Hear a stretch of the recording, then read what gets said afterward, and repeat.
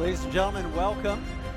My name is Rudyard Griffiths. It's my privilege to have the opportunity to moderate tonight's debate and to act as your organizer.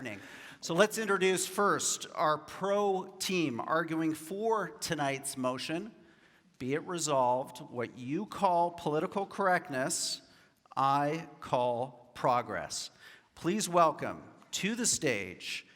He's an award-winning writer, scholar, broadcaster on NPR and sports networks across America, Michael Eric Dyson. Michael, come on out.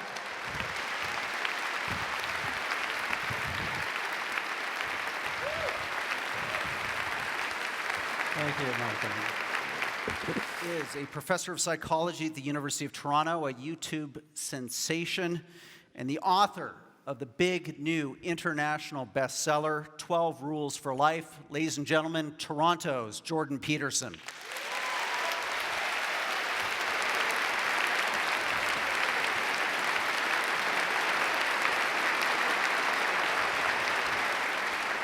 Applause. And we'll have a debate that ends when it's supposed to end. Now, let's see. We had our resolution tonight. On the way in, we had this audience of roughly 3,000 people here in downtown Toronto vote on, be it resolved, what you call political correctness, I call progress. Let's see the agree-disagree on that number. 36% agree, 64% disagree. So, a room in play. Now, we asked you, how many of you were open to changing your vote over the course of the debate? Are you fixed, agree, disagree, or could you potentially be convinced by one or other of these two teams to move your vote over the next hour and a half? Let's see those numbers now. Wow, okay, a pretty open-minded crowd. This debate is very much in play, and as per the agreed-upon order of speakers. Great start to the debate, Michelle. Thank you. I'm now going to ask Jordan Peterson to speak for the con team.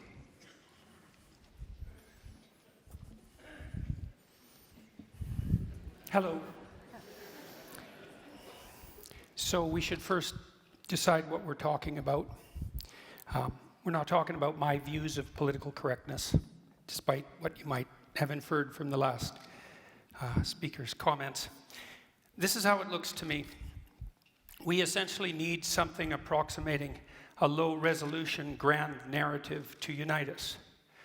And we need a narrative to unite us because otherwise we don't have peace. What's playing out in the universities and in broader society right now is a debate between two fundamental low-resolution narratives, neither of which can be completely accurate because they can't encompass all the details. Obviously, human beings have an individual element and a collective element, a group element, let's say. The question is, what story should be paramount? And this is how it looks to me. In the West, we have reasonably functional, reasonably free, remarkably productive, stable hierarchies that are open to consideration of the dispossessed that hierarchies generally create. Our societies are freer and functioning more effectively than any societies anywhere else in the world and than any societies ever have. And as far as I'm concerned, and I think there's good reason to assume this, it's because the fundamental low-resolution grand narrative that we've oriented ourselves around in the West is one of the sovereignty of the individual, and it's predicated on the idea that all things considered, the best way for me to interact with someone else is individual to individual, and to react to that person as if they're both part of the process, because that's the right way of thinking about it, the psychological process by which things we don't understand can yet be explored, and by things that aren't properly organized in our society can be yet set right. The reason we're valuable as individuals, both with regards to our rights and responsibilities, is because that's our essential purpose, and that's our nobility, and that's our function. What's happening, as far as I'm concerned, in the universities in particular, and spreading very rapidly out into the broader world, including the corporate world, much to what should be its chagrin, is a collectivist narrative. And of course, there's some utility in a collectivist narrative because we're all part of groups in different ways. But the collectivist narrative that I regard as politically correct is a strange pastiche of postmodernism and neo-Marxism. And its fundamental claim is that No, you're not essentially an individual. You're essentially a member of a group. And that group might be your ethnicity, and it might be your sex, and it might be your race, and it might be any of the endless numbers of other potential groups that you belong to, because you belong to many of them. And that you should be essentially categorized along with those who are like you on that dimension in that group. That's proposition number one. Proposition number two is that the proper way to view the world is as a battleground between groups of different power. So you define the groups first, and then you assume that you view the individual from the group context, you view the battle between groups from the group context, and you view history itself as a consequence of nothing but the power maneuvers between different groups. That eliminates any consideration of the individual at a very fundamental level, and also any idea, for example, of free speech, because if you're collectivist at heart in this manner, there is no such thing as free speech. It isn't that it's debated by those on the radical left and let's say the rest of us, so to speak. It's that in that formulation, there's no such thing as free speech, because for an individualist, free speech is how you make sense of the world and reorganize society in a proper manner. But for the radical left type collectivist that's associated with this viewpoint of political correctness, when you speak, all you're doing is playing a power game on behalf of your group. And there's nothing else that you can do, because that's all there is. And not only is that all there is in terms of who you are as an individual now and how society should be viewed, it's also the fundamental narrative of history.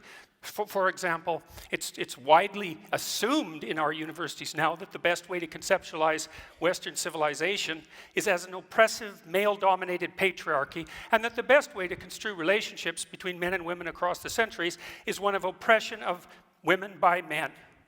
It's like, well, look, no hierarchy is without its tyranny. That's an axiomatic truth. People have recognized that literally for thousands of years. And hierarchies do tend towards tyranny, and they tend towards the usurpation by people with power. But that only happens when they become corrupt. And we have mechanisms in our society to stop hierarchies from becoming intolerably corrupt, and they actually work pretty well. And so I would also point this out. You know, don't be thinking that this is a debate about whether empathy is useful or not, or that the people on the con side of the argument are not empathetic. I know perfectly well, as I'm sure Mr. Fry does, that hierarchies tend to produce situations where people stack up at the bottom, and that the dispossessed in hierarchies need a political voice, which is the proper voice of the left, by the way, and the necessary voice of the left.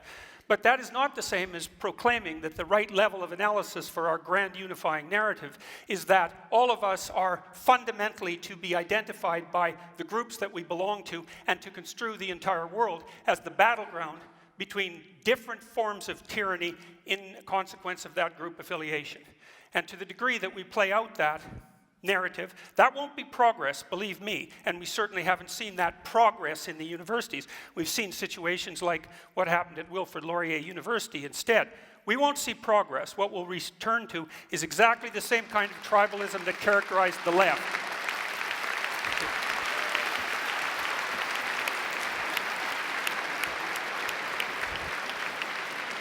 Thank you, Jordan.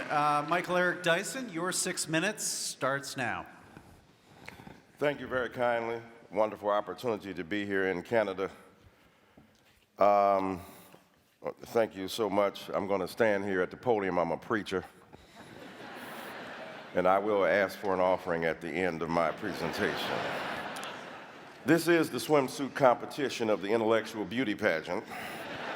So let me show you the curves of my thought. Oh my God, was that a politically incorrect statement I just made? How did we get to the point where the hijacking of the discourse on political correctness has become a kind of Manichaean distinction between us and them? The abortive fantasy just presented is remarkable for both its clarity and yet the muddiness of the context from which it has emerged. What's interesting to me is that when we look at the radical left, I'm saying, where they at? I want to join them. They ain't running nothing. I'm from a country where a man stands up every day to tweet the moral mendacity of his viciousness into a nation he has turned into his psychic commode.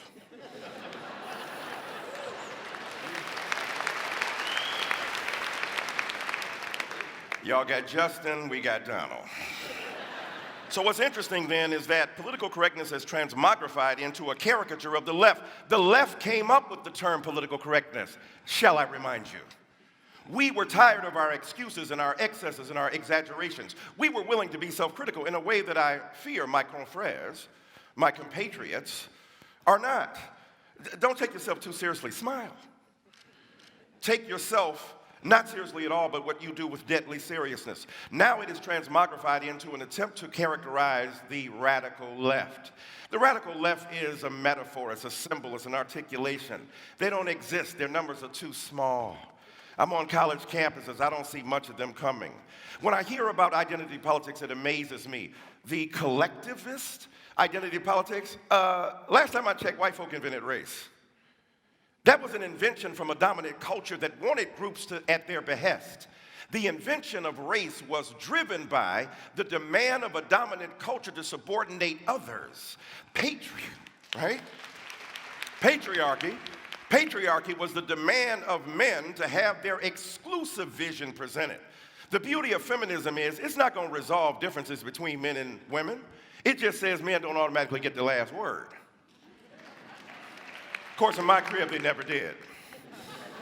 And so identity politics has been generated as a bête noire of the right, and yet the right doesn't understand the degree to which identity has been foisted upon black people and brown people and people of color from the very beginning on women and trans people. You think that I want to be part of a group that is constantly abhorred by people at Starbucks? I'm minding my own black business. Walking down the street, I have group identity thrust upon me. They don't say, ha ha. There goes a Negro. Highly intelligent, articulate, verbose, capable of rhetorical fury at the drop of a hat. We should not interrogate him as to the bona fides of his legal status. No, they treat me as part of a group. And the problem is that our friends don't want to acknowledge is that the hegemony, the dominance of that group has been so vicious that it has denied us the opportunity to exist as individuals. Individualism is the characteristic moment in modernity. Mr. Peterson is right. The development of the individual, however, is predicated upon notions of intelligence. Immanuel Kant and David Hume and others, philosophically, Descartes comes along, introducing knowledge into the phrase, saying that knowledge is based upon a kind of reference to the golden intelligence, the reflective glass that one possesses, and yet it got rooted in the very ground of our existence. So knowledge has fleshly basis, and what I'm saying to you, the knowledge that I bring as a person of color makes a difference in my body because I know what people think of me and I know how they respond to me, and that ain't no theory. Am I mad at trigger warnings? The only trigger warning I want is from a cop. Are you about to shoot me? Not funny. In America, where young black people die repeatedly, unarmed, without provocation. And so for me, identity politics is something very serious. And what's interesting about safe spaces, I hear about the university. I teach there. Look, if you're in a safe space in your body, you don't need a safe space.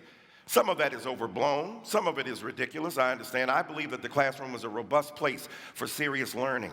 I believe in the interrogation of knowledge based upon our understanding mutually of the edifying proposition of enlightenment. At the same time, some people ain't as equal as others. So we have to understand the conditions under which they have emerged and in which they have been benighted and attacked by their own culture. And I ain't seen nobody be a bigger snowflake than white men who complain. Mommy, they won't let us play and have everything we used to have under the old regime where we were right racist and supremacists and dominant and patriarchs and hated gays and lesbians and transsexuals that, yeah, you gotta share. This ain't your world, this everybody's world. And let me end by saying this. You remember that story from David Foster Wallace? Fish are going down, two fish are going, and an older fish comes in the opposite direction. He said, hello boys, how's the water? They swim on, they turn to each other, what the hell is water? Because when you're in it, you don't know it. When you're dominant, you don't know it. Nothing, Kaiser Soze said, is more interesting that the devil did than to make people believe he didn't exist. That's what white supremacy is.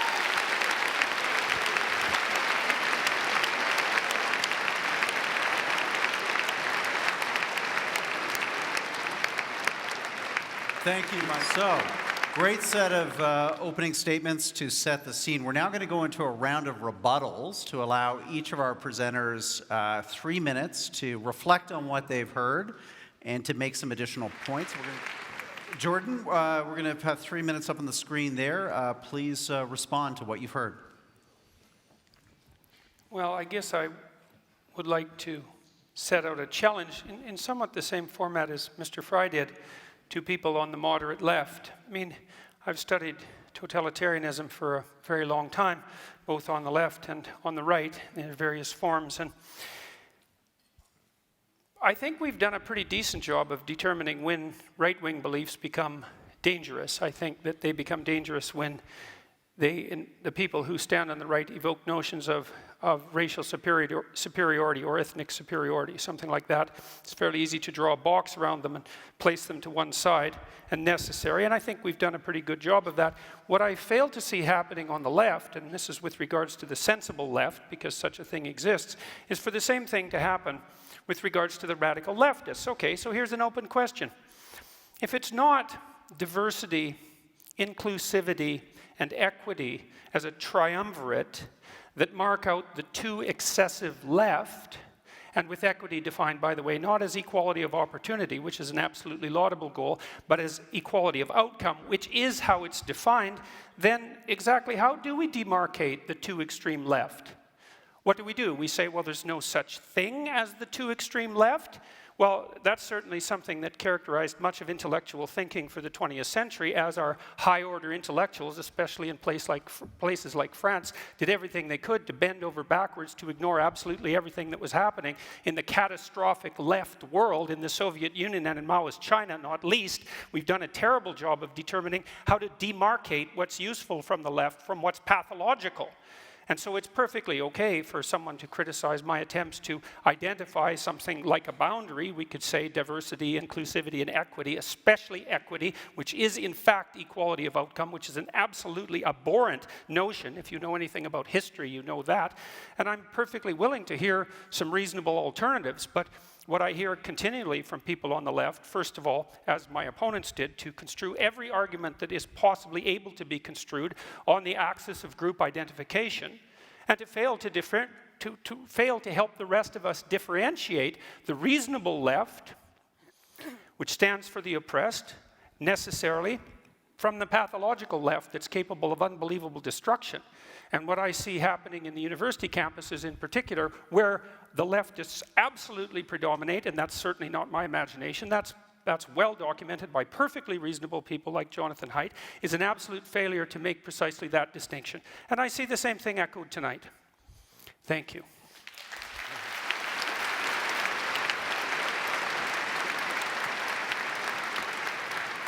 Michael, give us your rebuttal.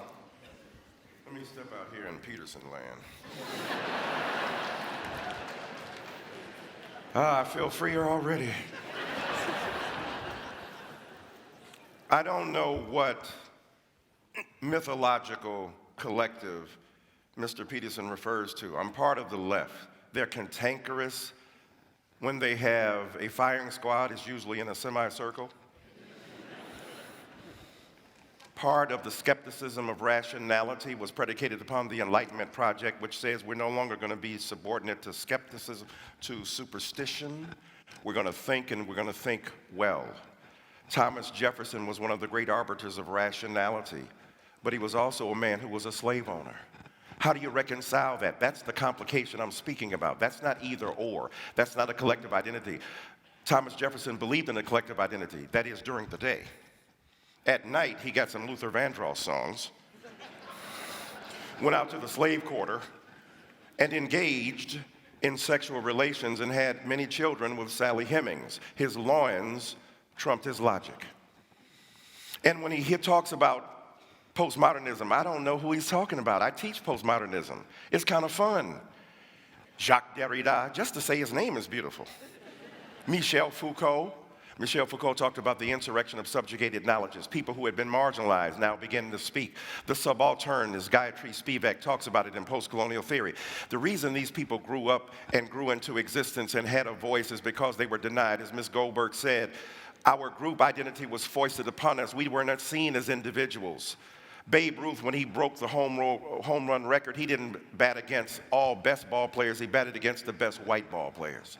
When it's been rigged in your favor from the very beginning, it's hard for you to understand how much you've been rigged. You're born on third base, think you hit a triple at the Toronto Blue Jays game. And here we are deriving our sense of identity from the very culture that we ignore. Look at the indigenous names and the First Nation names: Toronto, Saskatchewan, Winnipeg, Tim Hortons. But I'll tell you, there's an envy of the kind of freedom and liberty that people of color and other minorities bring because we bring the depth of knowledge in our body. There's a kind of jealousy of that. As the greatest living Canadian philosopher, Aubrey Drake Graham, says, jealousy is just love and hate at the same time. And so for me, I think it's necessary. I agree with Mr. Fry. We shouldn't be nasty and combative. And yet, I don't see nastiness and combativeness from people. I see them making a desire to have their individual identities respected. When I get shot down for no other reason than I'm black, when I get categorized for no other reason than my color, I am living in a culture that refuses to see me as a great individual.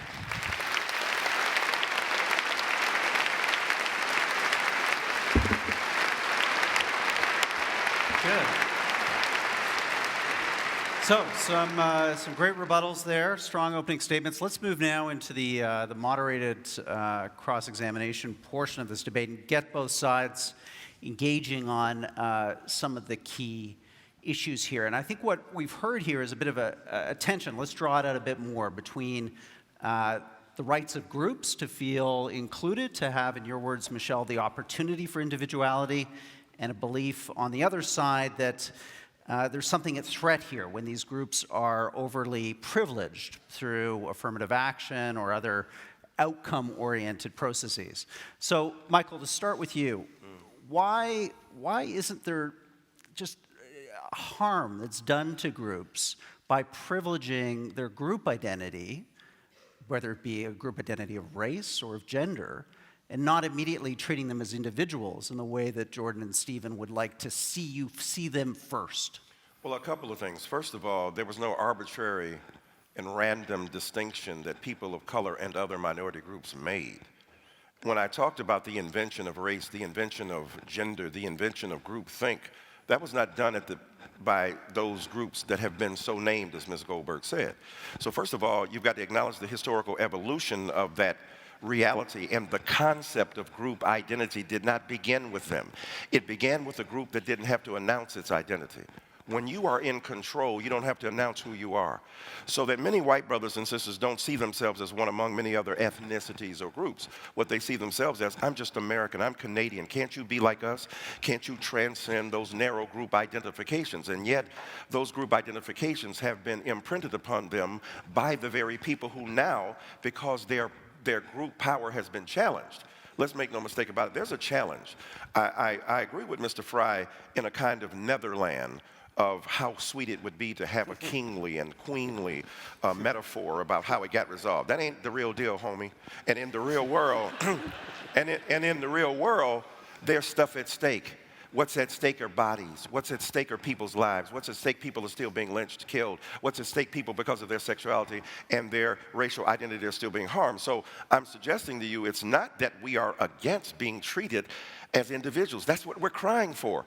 Please don't see me as a member of a group that you think is a thug, a nigger, a nihilist, a pathological person. See me as an individual who embodies the realities of who I am. But I'll end by saying this. What Michelle said is extremely important. The people who have individual rights did not have to fight for them in the same manner that people of color and others have had to. When Mr. Fry talked about enslavement, he named them. Read Orlando Patterson's comparative history of race and slavery over 28 civilizations. The Greeks did not have the same kind of slavery that Americans did. It was chattel slavery. In Greece, you could buy back your freedom. You could teach the children of the people who enslaved you, and because of your display of prodigious intellect, you could secure your freedom. That was not the case. You were punished and killed for literacy in America. So my point simply is this. is that I am all for the celebration of broader identities. And I think that often those who are minorities and others are not celebrated for the degree that we are. I'll end by saying this. In America, we have the Confederate flag. I don't know if y'all are familiar with that. We have a Confederate flag. We have white guys, mostly, in the South, but others as well, flying those Confederate flags that are part of the South that refuse to cede its legitimate conquest at the hands of the North. There has been a politics of resentment. You talk about politics of identity, wearing that flag, not the American flag. They are not American. They are celebrating a secession, a move away from America. And a man named Colin Kaepernick, who is a football player, saying, I want to bring beauty to that flag, has been denied opportunity. So we have to really set the terms of debate in order before we proceed. Thank you, Michael. Good point. Jordan, let's have you jump in on this idea of what you see as the pernicious danger of groupthink when it comes to ethnicity, when it comes to gender. Why do you think that's one of the primal sins, in your view, of quote, political correctness? Well, I think it's one of the primal sins of identity politics players on the left and the right, just to be clear about that. Personally, since this has got personal at times, I'm no fan of the identitarian right. I think that anybody who plays a game, a conceptual game where group identity comes first and foremost, risks an exacerbation of tribalism. It doesn't matter whether it's on the left or the right. With regards to the idea of group rights, well, there's a fundamental, and this is something we've fallen into terribly in Canada, not least because we had to contend with the threat of Quebec separatism, but the idea of group rights is extraordinarily problematic because the obverse of the coin of individual rights is individual responsibilities. And you can hold an individual responsible, and an individual can be responsible. And so that's partly why individuals have rights. But groups, how do you hold a group responsible? I mean, the whole idea is it's not a good idea to hold a group responsible.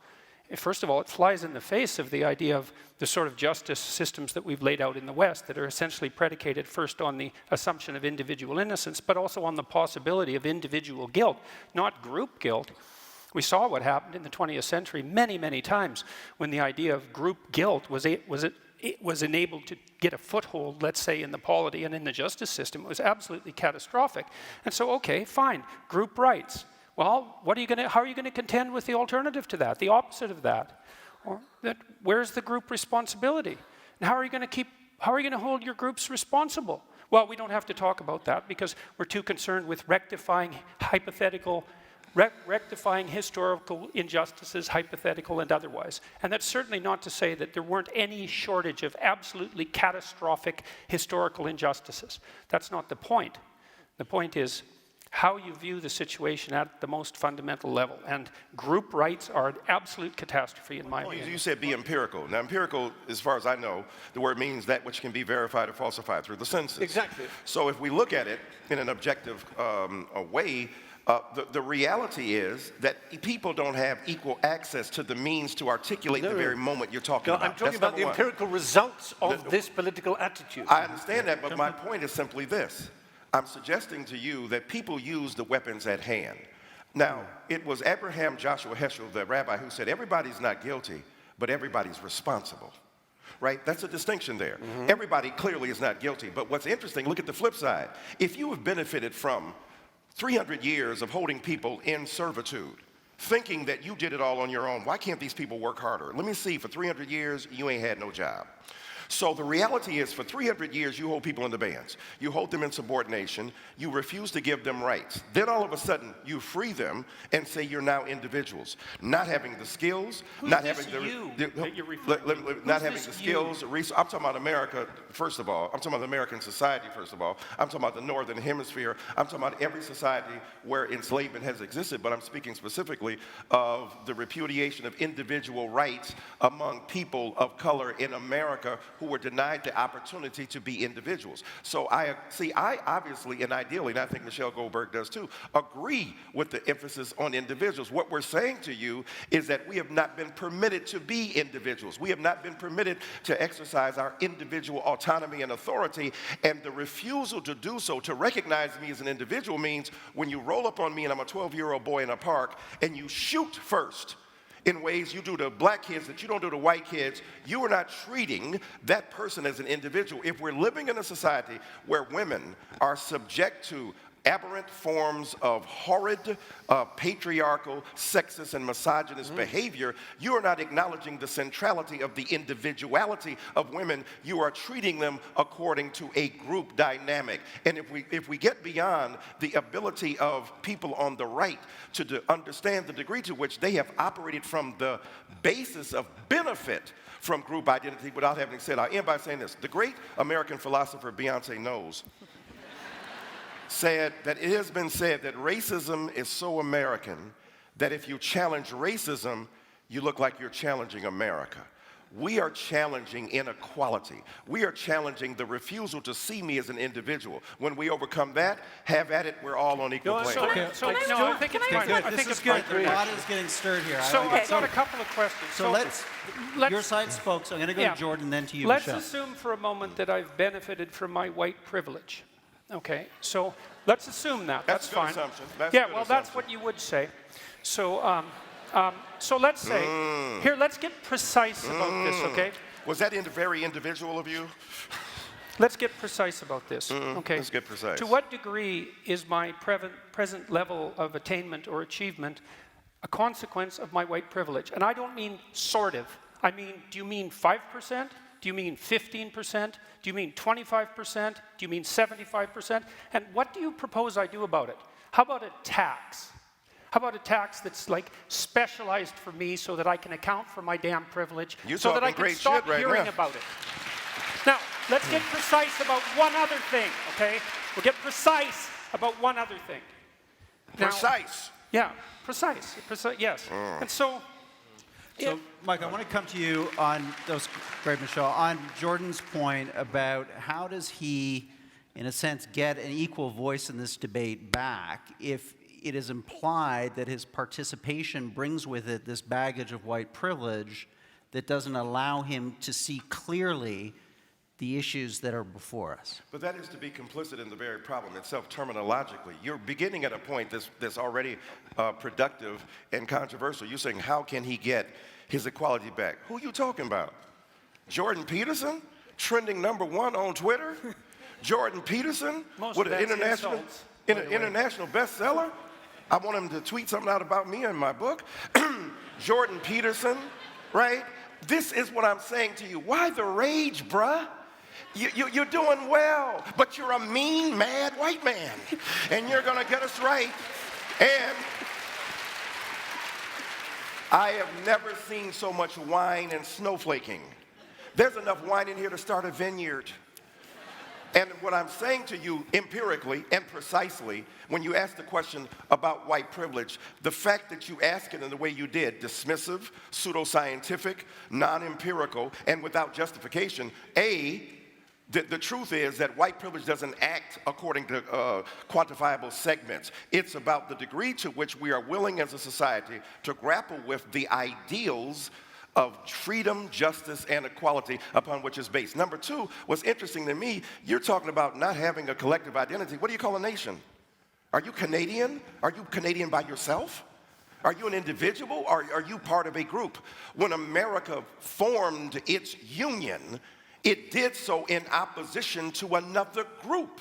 So the reality is that those who are part of group identities in politics deny the legitimacy and validity of those groups and the fact that they have been created thusly, and then have resentment against others. All I'm asking for is the opportunity. The quotation you talk about, the difference between equality of outcome and equality of opportunity, that's a staid and retried argument, hackneyed phrase derived from the halcyon days of the debate over affirmative action. Are you looking for outcomes that can be determined equally, or are you looking for opportunity? If you free a person after a whole long time of oppression and say, now now you are free to survive. If you have no skills, if you have no quantifiable means of existence, what you have done is liberated them into oppression. And all I'm suggesting to you, Lyndon Baines Johnson, one of our great presidents, said, if you start a man in a race 100 years behind, it is awfully difficult to catch up. So I don't think Jordan Peterson is suffering from anything except an exaggerated sense of entitlement and resentment, and his own privilege is invisible to him, and it's manifest with lethal intensity and ferocity right here on stage. Jordan, I'm going to have to let you respond to that if you wish.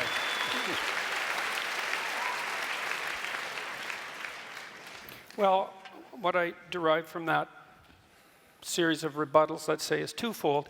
The first is that saying that the radical left goes too far when they engage in violence is not a sufficient response by any stretch of the imagination, because there are sets of ideas in radical leftist thinking that led to the catastrophes of the 20th century, and that was at the level of idea, not at the level of violent action. It's a very straightforward thing to say you're against violence. It's like being against poverty. It's like, you know, generically speaking, decent people are against poverty and violence. It doesn't address the issue in the least. And with regards to my privilege or lack thereof, I mean, I'm not making the case that I haven't had advantages in my life and disadvantages in my life like most people. You don't know anything about my background or where I came from, and it doesn't matter to you because fundamentally I'm a mean white man. That's a hell of a thing to say in a debate.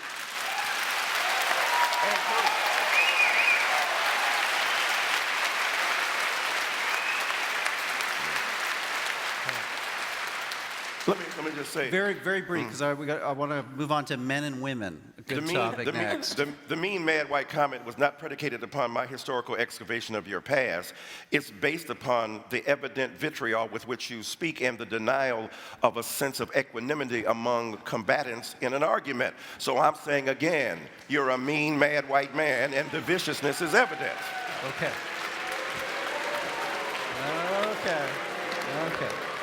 Let's reset. Change the decks here. Let's talk about another big factor of the so-called politically correct movement right now, which is the Me Too movement, and the extent to which we've seen this resurgence, this awakening around what have been a horrible series of systemic abuses and injustices towards women. Some people, though, Michelle, would say that we're in a cultural panic now, that the pendulum has swung too far, and that there is a dangerous overreaction going on where people's rights, reputations, due process has been thrown to the wind. Let's bring Jordan in on this, because you've written and commented about it a lot. But Stephen, thank you for having me ready. Yeah. Well, I think I'm going to point out two things again. The first is that my question about when the left goes too far still hasn't been answered. And then the second thing I'm going to point out is that, you know, it's conceivable that I am a mean man. You know, I mean, maybe I'm meaner than some people and not as mean as others. I think that's probably more the case. But I would say the fact that race got dragged into that particular comment is a better exemplar of what the hell I think is wrong with the politically correct left than anything else that could have possibly happened.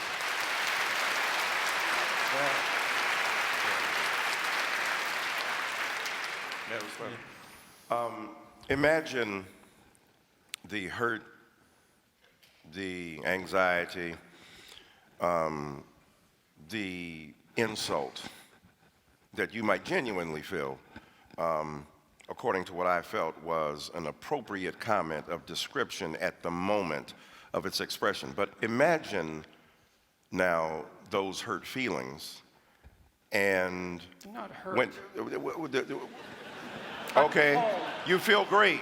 You feel great about it. That's really different. I'm not a victim. I'm not hurt. I'm appalled. You're not hurt. Okay, you wouldn't be a victim. So what's interesting is that whatever non-traditional feelings of empathy you endure at this particular point, the point is, imagine then the horrors that so many others have had to put up with for so long when they are refused to acknowledge their humanity. Now, I take your point seriously. So your group of let me finish. Let me finish, though. Let me finish. To me. Let me finish, sir. That figures. You're not my inquisitioner, okay?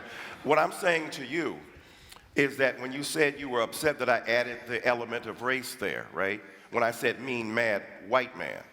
Well, what's interesting is that you may have felt that you were being ascribed a group identity to which you do not subscribe. You may have felt that you were being unfairly judged according to your particular race. You may have felt that your individual identity was being besmirched by my rather careless characterization of you, all of which qualifies for a legitimate response to me, but also the point we've been trying to make about the refusal to see our individual existence as women, as people of color, as First Nation people, and the like.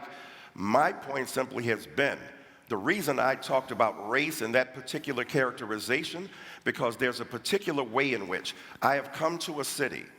I don't know if there are a lot of black people out here, not sure, but I constantly come to places and spaces that are not my natural habitat, other than intellectual engagement and the love and the fury of rhetorical engagement, yes.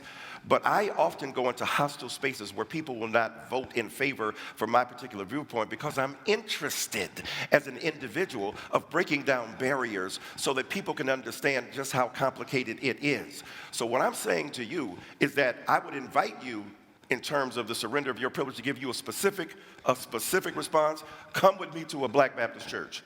Come with me to a historically black college. Come to me to an indigenous or First Nations community where we're able to engage in some of the lovely conversation, but also to listen and hear. And when I added race to that, I was talking about the historically evinced inability to acknowledge others' pains equally to the one that they are presently enduring. So, as a human being, I love you as my brother, but I stand by my comment. Well, I've seen the sorts of things that you're talking about. I happen to be an honorary member of an indigenous family, so don't tell me about what I should go see with regards to oppression. You don't know anything about me. You asked me a question, I gave you a response. Yeah.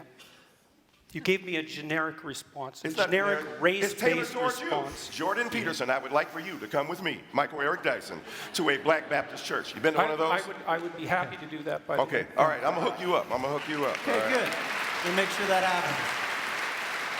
One more quick round, and then we're going to go to closing statements. And Stephen Fry, I want to get your response to why, a generation from now, looking back on this debate, we're not going to see this, quote, so-called politically correct movement in the same way, let's say, that we now understand the positive contributions of the civil rights movement.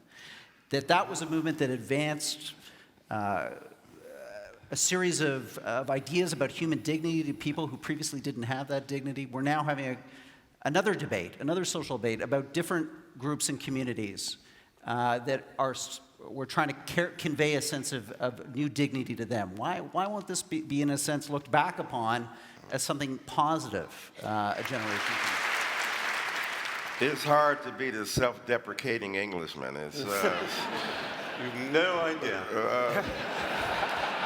But no, I got a pretty good idea here today.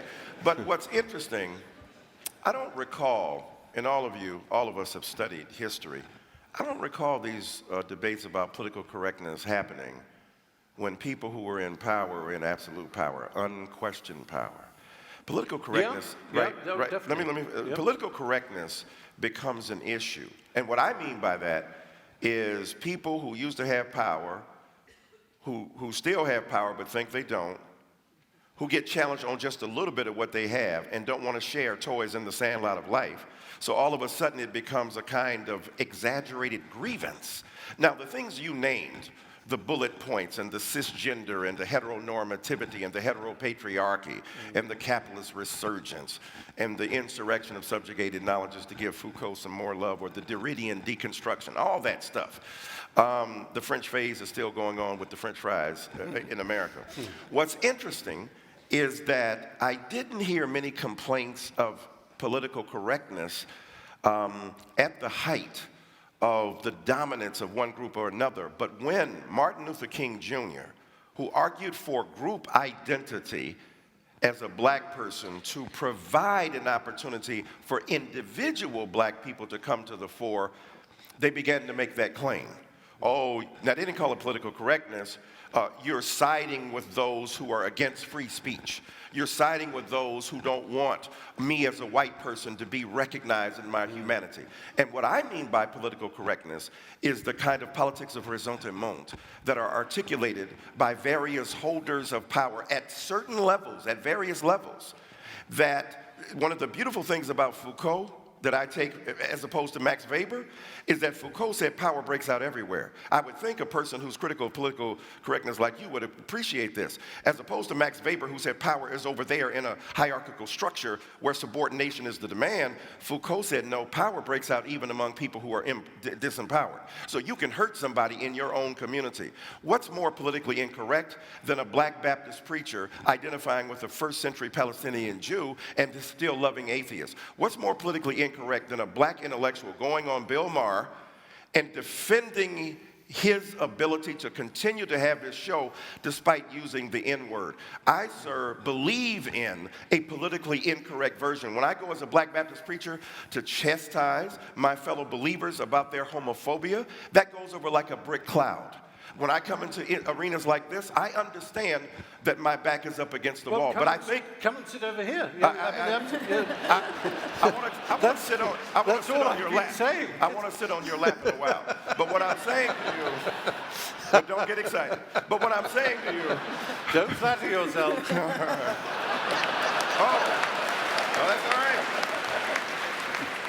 I see how you've been looking at me. So what's interesting is that when we look at the way in which we as societies, in a free Canadian society, in a free American society, when I look at what is seen as political correctness, it to me has been a mass of jumble that has been carved together out of the politics of resentment that powers once held no longer are held. Freedoms once exercised absolutely must now be shared. So I am in agreement with both of my gentlemen to my right who believe that political correctness has been a scourge, but not necessarily the way you think so. I think it's been a scourge because those who have been the deployers of power and the beneficiaries of privilege have failed to recognize their particular way. And at the end of the day, I think that those of us who are free citizens of this country and of America should figure out ways to respect the humanity of the other, to respect the individual existence of the other, but also respect the fact that there have been barriers placed upon particular groups that have prevented them from flourishing. That's all I mean by political correctness. Okay, I'm going to... Well said. I just want you to do it. I want you to define when the left goes too far. You can do it any way you want.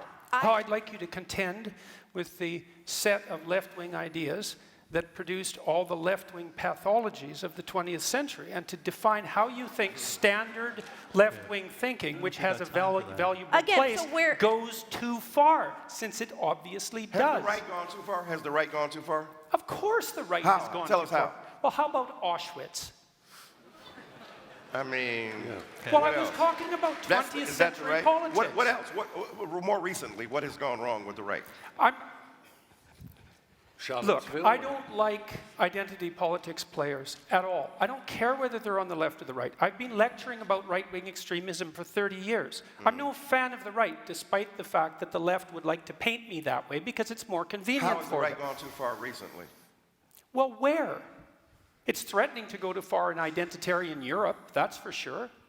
It's gone too far in Charlottesville. It went too far in Norway. Like, how long a list do you want? And why am I required to produce that? To show you that I don't like the identitarian right? I just thought I'd ask you. I was actually asking you a question. So your assumption is somehow that I must be on the side of the right. It's like, look, the right hasn't occupied the humanities and the social sciences. It's as simple as that for me. If they had, I'd be objecting to them.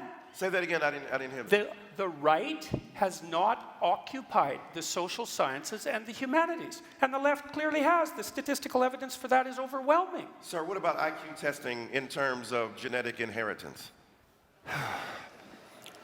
Sorry, we're here to talk about political correctness, and we've done a damn poor job of it. I see. I gave you an example. Okay, now you can't answer it. Let's all then redeem ourselves with our closing statements. I'm going to put 3 minutes on the clock. We're going to go in the reverse order of the openings. Michael, we're going to put 3 minutes on the clock for you. Please, your closing. Thank Thank you so much for that compliment, Brother Fry. I'm used to not exclusively white men who see black intelligence articulated at a certain level feeling a kind of condescension.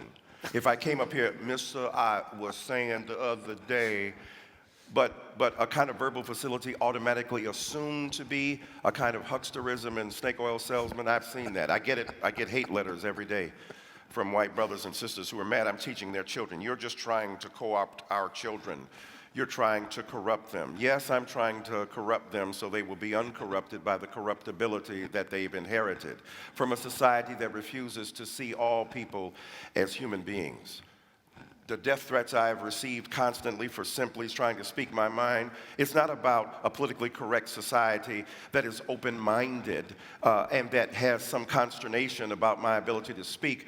I'm getting real live. You want empirical death threats that talk about killing me, setting up to hurt me and harm me simply because I choose to speak my mind. I agree with my confreres and my compatriots that we should argue against the vicious limitation and recursions against speech. I believe that everybody has the right to be able to articulate themselves, and the enormous privilege we have to come to a spot in a space like this means that we have that privilege and we should be responsible for it. No matter where we go from here, me and Brother Peterson will go to a Black Baptist church. I'm going to hold him to that. He said it on national TV. We're going to go to a Black Baptist church and have an enlightening conversation about the need for us to engage in not only reciprocal and mutual edification, but criticism, even hard and tough criticism, but in a way that speaks to the needs and interests of those who don't usually get on TV, whose voices are not usually amplified, whose ideas are not usually taken seriously. And when they get to the upper echelons of the ability of a society to express themselves, they are equally subject to vicious recrimination and hurtful resistance. There's an old story about the pig and the pig and the chicken going down the street and said, let's have breakfast. The chicken just has to give up an egg. The pig has to give up his ass in order to make breakfast. We have often been the pigs giving up our asses to make breakfast. Let's start sharing them asses with everybody else. Thank you.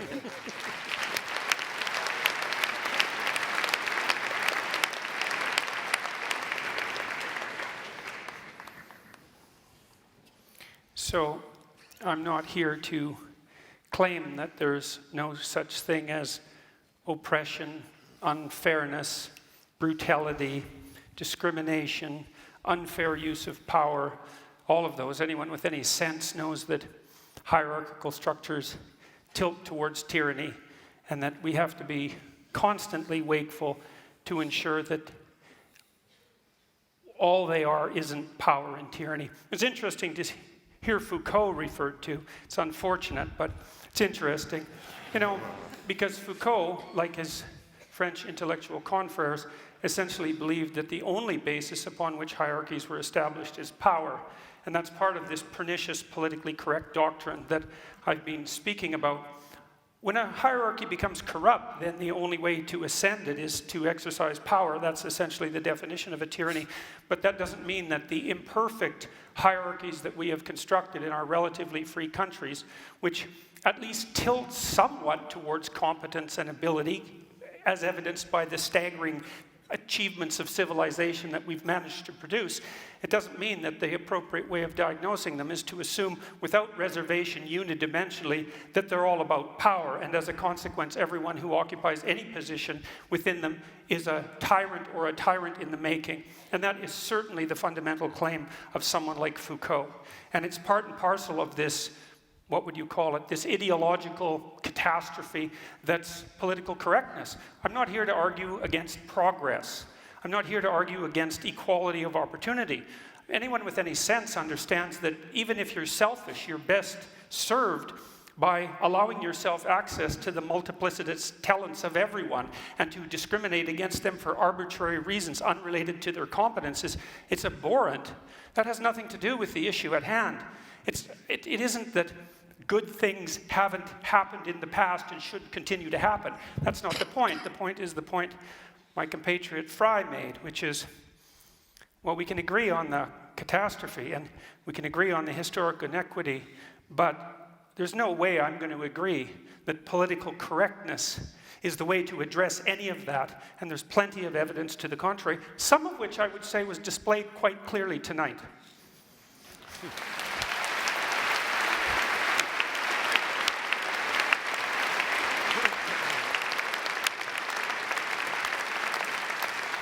Well, first of all, I think on behalf of all the debaters, I think we want to thank the audience. You were engaged, you were mostly civil, and not so civil in ways I think that we enjoyed. So I think on behalf of the debaters, everybody, thank you, audience. This was a challenging topic, and you did a great job. We appreciate it. Also, a big thank you to our debaters. You know, it's one thing, all of these give regular speeches, but it's a very different thing to come on in the stage in front of a live audience, a large television audience, and have your ideas contested in real time. And again, to all four of you, thank you for accepting our invitation to come here tonight. It's great.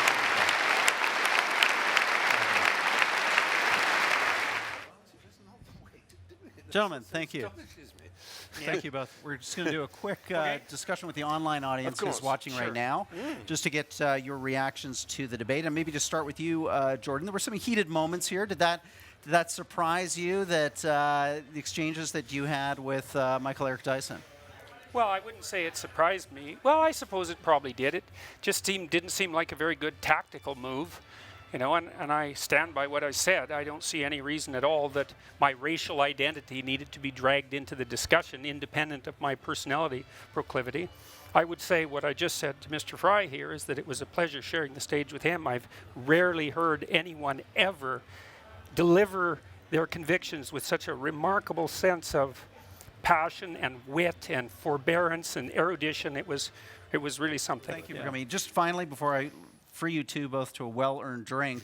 Anything left unsaid, Jordan? Any point that you wanted to make that you didn't feel you had the time or the opportunity?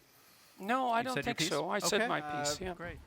Viewers, we now have Michael Dyson coming into the camera range here with Michelle Goldberg to get their reactions to the debate. So, guys, thank you for being part of this. You know, it's a complicated subject. It's got a lot of different moving pieces and elements. I think we addressed some of the constituent parts. Was there something on stage that you wanted to say that maybe we didn't have the time or you didn't have the opportunity? You know, now's your chance. Yeah. And close down conversation and open up conversation. How did you feel, Michael? There were some points there, some points of sharp exchange. We appreciate that at the Monk debates. I mean, this is not a place for shrinking wallflowers. But any unsaid thoughts? Anything that you want to put a point on now? I think you have to hold people intellectually accountable, and to deny some of the things to Michelle that he said, and to present himself, Mr. Peterson, in a certain way without seeing some of the abhorrent things he said about women and other minorities, I think demands an engaged response to him. And I think that the idea itself, as Michelle stated repeatedly, and Mr. Fry talked about his frustration. He said, we talk about everything but political correctness. Well, the reality is political correctness rests upon some serious political work in this culture, in Canada and in America, that needs to be done. And what I tried to, in terms of giving a brief genealogy, we didn't have political correctness as long as white, straight men were in charge. There was no argument about, let's get this right. But when people who exercise power no longer exercise absolute power, still predominant power, then there's an argument. And I think, to Michelle's point, about gender, about the workplace, about race, about sexuality and the like, I just think that it was a unnecessarily vigorous and sometimes sharply worded debate between us all.